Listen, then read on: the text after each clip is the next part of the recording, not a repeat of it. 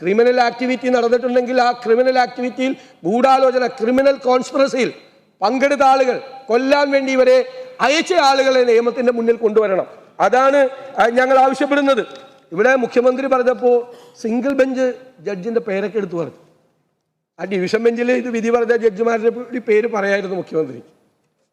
ആ പറഞ്ഞതിലൊരു വളവുണ്ട്. ആ ജഡ്ജിയുടെ പേര് പറഞ്ഞതിൽ ഞങ്ങൾക്ക് മനസ്സിലായി. സിംഗിൾ ബെഞ്ചിന്റെ ജഡ്ജിയുടെ പേര് പറഞ്ഞതിൽ ഒരു ചെറിയൊരു വളവുണ്ട്, ഒരു കുത്തുണ്ട് അതിൽ.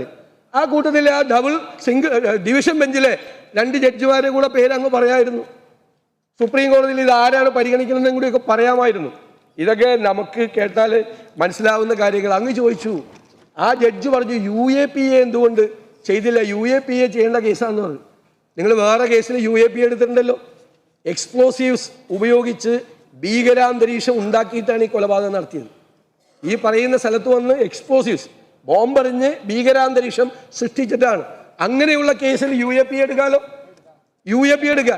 നിങ്ങൾ പുസ്തകം വായിക്കുന്ന പിള്ളേരുടെ പേരിലാണ് UAPA എടുക്കുന്നത്.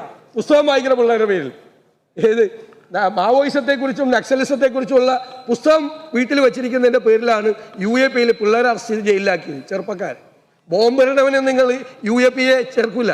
ബോംബെറിഞ്ഞ് ഭീകരാന്തരീക്ഷം ഉണ്ടാക്കുന്നവനെ UAPA ചേർക്കില്ല. നിങ്ങൾ പുസ്തകം വായിക്കുന്ന പിള്ളേരെയാണ് നിങ്ങൾ UAPAയുടെ പേരിൽ നിങ്ങൾ അറസ്റ്റ് ചെയ്യുന്നത്.